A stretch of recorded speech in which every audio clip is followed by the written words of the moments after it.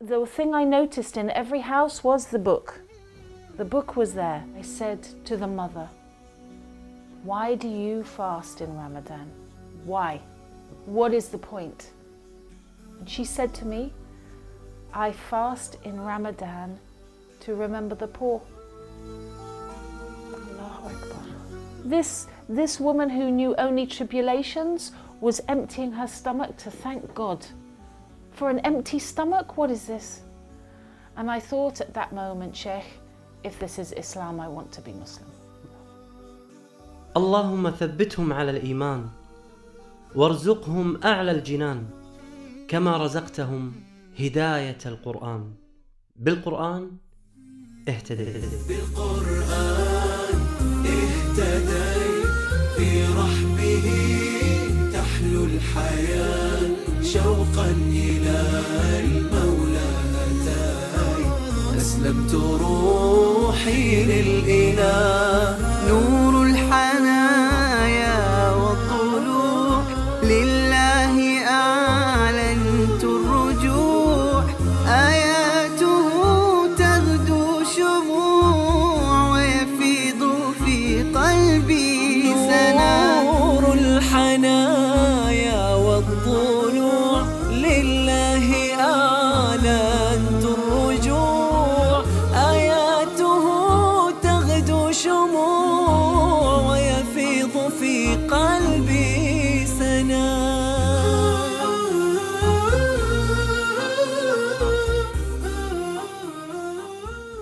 Assalamu alaikum rahmatullahi wa barakatuh. My name is Lauren Booth. I am a British journalist, broadcaster and human rights activist. I am blessed with two daughters called Holly and Alexandra. I was married before, that's why I have two children who are now 11 and 13. I divorced from their father before Islam and alhamdulillah I've now remarried to a Muslim man. وهي تحب أن نناديها بعد إسلامها باسم سارة، وسيكون خطابي لك دائما في هذا اللقاء باسم سارة بإذن الله عز وجل. عاشت سارة طفولتها مع والدين غير ملتزمين بتعاليم المسيحية، وكان والدها مدمنا للخمر وأمها عارضة للأزياء، ولكنها منذ الصغر كانت تشعر بوجود إله لهذا الكون. From the age of 5, very small, I loved to pray. I loved to speak to God. I knew in my heart there was one God. Not three gods, not two in one, not all of these one. But as you grow up in the West, how do you keep that connection in your heart? بدأت قصة أختنا سارة مع القرآن في فلسطين حين زارتها زيارة صحفية، فوجدت القرآن موجود في كل بيت. So there I met people living in poverty who were living under occupation. There I met mothers whose children were crippled, dead or in prison. But there I did not meet hopelessness.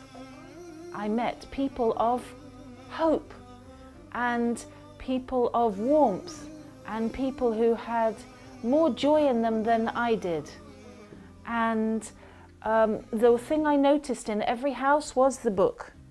The book was there. Okay. And the Quran was always on a special place, or they'd say, look, our book tells us how to behave. So I came to feel that this book was a guidebook to being good. And I knew that I was not a good person at that point. I thought this book, the Quran, must be a guidebook to helping others.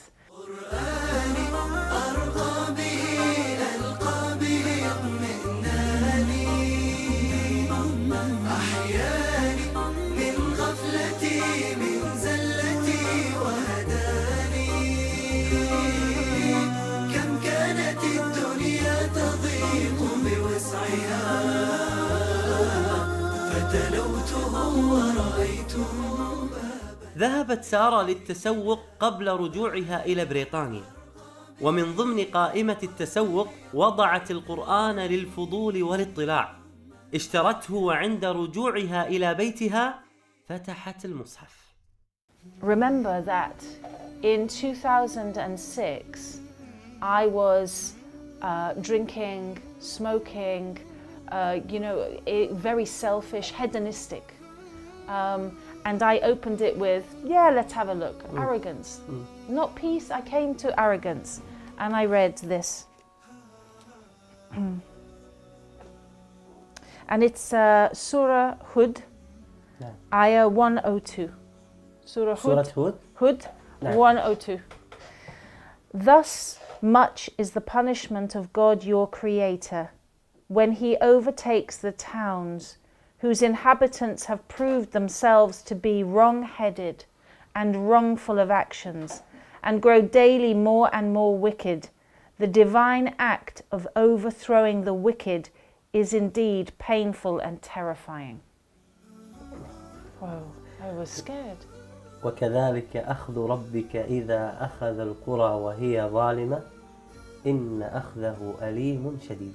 يا نفحة القرآن فوحي عطرا على قلبي وروحي، يا بلسما يطوي جروحي، لولا الهداية ما ارتويت. هذا قدر الله سبحانه وتعالى لها، بأنه تم تخويفها في هذا الوقت، لأن الله سبحانه وتعالى يعلم بأنه خيرا لها. فالقرآن الكريم يحتوي على الترغيب ويحتوي على الترهيب، فالله سبحانه وتعالى أعلم بما هو خير للبشر. Every page just seemed to tell me that I was a sinner and I was going to hell and God was angry with me. So when I started traveling the Middle East as a non-Muslim and as a reporter and journalist, I began to be moved by the clear expressions of manners. I was in Ramallah on my first ever visit to the West Bank, and I didn't have a coat because, long story, and I was cold. And an old lady came and she said, "Yalla, yalla, imshi, imshi." She pulled me into her house. I didn't think this actually happened. I didn't in the 21st century, I can't believe it. So that's the kind of generosity that we can give to one another and should when we're practicing the teachings of the Holy Quran. في 2008 كانت لها زيارة أخرى إلى فلسطين، وكانت لهذه الزيارة أثر كبير على أختنا سارة لأنها كانت في رمضان. وفي هذه الزيارة زارت إحدى العوائل الفلسطينية هناك. And I knocked on the door and the mother opened the door like this. Assalamu alaikum wa rahmatullahi wa barakatuh, Fadal. She was so full of light. She was full of light. Her eyes were shining. Her skin was shining. And she opened the door as if I was going into the Taj Mahal, as if she lived in the most beautiful place in the world. And when I went into her home, what was in her home, Sheikh? Fish. Nothing. Nothing. A room like this, but empty. Only walls, floor, ceiling. And one rug, and the iftar for 10 people was on the rug. And what was the iftar? One plastic plate of hummus, one plastic plate of khubz, one plastic plate salad. So when I sat down, I said, no. Wallahi, I tried not to eat. Sheikh, I tried not to eat that woman's food, but she kept giving me food. She said, you are our guest. And she gave me so much, and she wouldn't take no, and I ate and I felt angry. I felt angry at Islam. I felt angry at a book that would tell hungry people to be hungry for 30 days. I was angry at the Quran for telling this poor woman not to drink water when always her water is dirty. So I said to the mother, why do you fast in Ramadan? Why? What is the point? And she said to me, I fast in Ramadan to remember the poor. Allahu Akbar. This mother who had nothing in dunya, nothing, will never have perhaps anything in life. She was humbling her heart for other people who had less. What is this? This This woman who knew only tribulations was emptying her stomach to thank God. For an empty stomach, what is this? And I thought at that moment, Sheikh, if this is Islam, I want to be Muslim. نور الهداية زار صدري هو مبتدأ أنسي وعمري فعزمت للرحمن أمري وعلى خطاطها مشيت بالقرآن برحمه تحلو الحياة شوقا إلى المولى أتاي أسلمت روحي للإله بالقرآن برحمه تحلو الحياة شوقا إلى المولى أتاي أسلمت روحي للإله. استمر أثر هذا الموقف في قلبها، لكنها لم تقبل على الإسلام إلى الآن. وفي يوم من أيام رمضان دخلت مسجدا في لندن مع صديقتها للاطلاع على أجواء المسلمين في رمضان، وكان هذا في عام 2010. Then I went into the masjid, and you know, in Ramadan it's not quiet. I sat down to watch. But when I sat down, I felt like I was under a waterfall of peace. And I was scared because I knew that this peace meant that Islam was the truth. And then 1 week later in London, I went into another masjid and I took shahada. ونطقت بالشهادة في مسجد كبير بلندن، وقابلت هناك الإمام والمؤذن. And they sat me down and spoke to me and explained about Al-Fatiha, that this is the key, the opening to your prayer. This is what it means. And all the time they were speaking, it was as if the room was heavy, you know, yeah? A feeling in the room of maybe peace. And you say the words and they're very big words to say. I testify that there is no God but God. You expect there to be a thunderclap, you know, really they're very heavy words. Just recognizing the enormity of knowing why you're born, why you exist, what you should be doing every day. أجمل ما في قصة سارة لما أخبرت ابنتيها بأنها دخلت الإسلام. And at the time they were 10 years old and 8 years old. And I said to them, your mum is thinking of becoming a Muslim, what do you think? And they said, we have 3 questions. And the first question was, when you are a Muslim, will you still be our mummy? And I said, yeah, I think I'll be a better mother. The second question was, when you are a Muslim, will you still drink alcohol? I said, I'll never drink alcohol again. They said, if you are a Muslim, will you still wear revealing clothing? I said, why did you ask me this? And my daughter Holly said, because you always show your neck and chest area and we hate it, we want you to stop. I said, look, if I'm Muslim, I will always be modest when I leave the house. And they said, we love Islam, that's it. And alhamdulillah, my daughters became Muslim and began praying with me straight away. Subhanallah.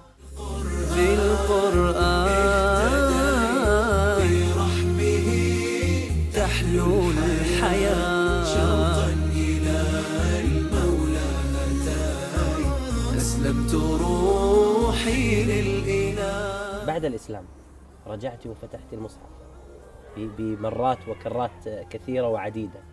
ماذا وجدت المصحف بعد الإسلام؟ It was a completely different book. Allah. It was a different book, but the voice of strength was the same. I could hear the might of God in there. I could hear the sternness and the risk of retribution, but now came the beauty. Now came the chance of Jannah. I just had to change. Allahu Akbar. أنت ما شاء الله من عائلة رئيس الوزراء البريطاني السابق توني بلير كان متزوج أختك. وهذا له مكانة اجتماعية كبيرة على أختك وعلى العائلة. هل كان له أثر عليك سلبا أم إيجابيا عند دخولك الإسلام؟ Unfortunately, my brother-in-law, Tony Blair, has been involved with some of the most heinous criminal acts against human beings of the last century. We think of Iraq and Afghanistan. These are crimes against humanity, and the people who profit from them, whose businesses make money now out of Iraq, are in my family. How was I supposed to react? How was I supposed to react? I'd already shunned Tony Blair. I said, khalas, no, this is no good. On a political and human grounds, this is no good. But then I said my shahada, and everybody said, you know, Allah tells us don't break relations, be kind. And when I read the ayah that said very clearly, no, if your family go beyond justice, that's the line. And if you are being unjust, you have to look at yourself as well. And I felt relief, and I thought, right, I do not have to accept injustice while it's being done for whoever does it, however powerful they are and however close. سبحان الله، هذه الآية اللي ذكرتيها سبحان الله في حياتك، مهما كانت شخصية الإنسان ومهما كانت مكانة الإنسان، الله سبحانه وتعالى ذكرها في سورة النساء: يا أيها الذين آمنوا كونوا قوامين بالقسط شهداء لله ولو على أنفسكم أو الوالدين والأقربين. أصبحت قراءة سارة للقرآن مختلفة، مع أنها لا تجيد قراءة اللغة العربية، ولكن رسائل القرآن تصل مباشرة إلى القلوب. If I leave the Quran for 2 days, there is a sharpness to life. It's like kind of walking on glass. Like things will get to you, things will stab at you in a small way, but you know, you'll be affected. I will be affected by things directly. الله سبحانه وتعالى يقول: الذين يأكلون الربا لا يقومون إلا كما يقوم الذي يتخبطه الشيطان من المس. So, Sheikh, it's an odd choice to choose a fairly unspiritual, very practical verse in the Quran. I know, you know, most people we're drawn towards, I want to read about what Jannah is about, or I want to be afraid of hellfire. But when I first read this, it's incredible because it was in 2010 when we were talking about the World Banks crashing, when it looked like American finance was finished. Today, all of the world is touched by riba.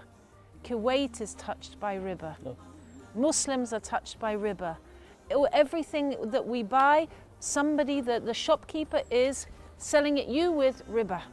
Allahu Akbar. How do we cleanse ourselves? Riba is devouring the business world. It's devouring humanity. It's making us slaves.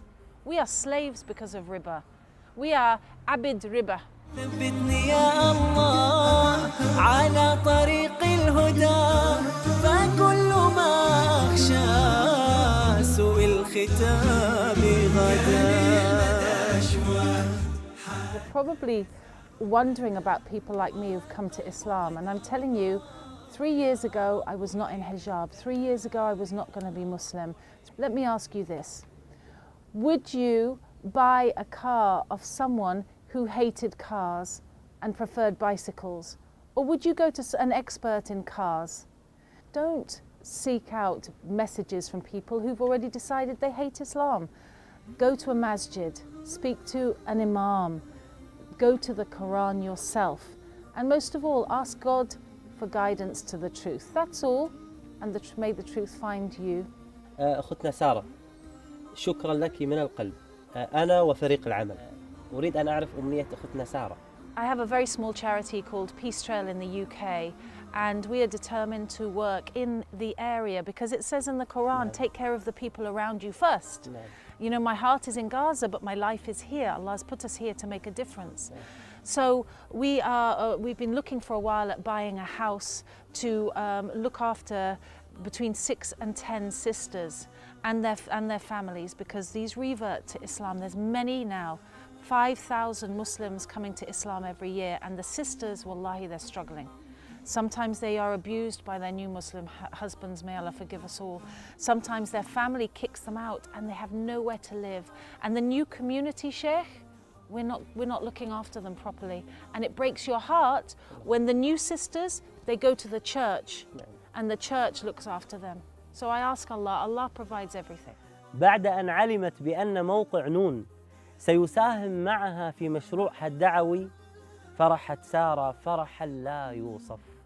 Sheikh, are you serious? Are you serious? نعم بإذن الله عز وجل. Do you know how much this means? That there are sisters who are leaving Islam right now, and some of them have gone into prostitution and gone into drugs because we have not had this happen. And we know families right now who can move into this house. And you know, before we finished this interview, I asked Allah, before you told me this, I said, Allah, please provide for these sisters. And you've just said this, and I can't believe it. Allah, yes, I can. I can. I'm amazed. Wallahi, literally, when I made dua upstairs, I was asking for help for this. And subhanAllah, this is great news to support our community here. Wallahi, may Allah, I thank Allah.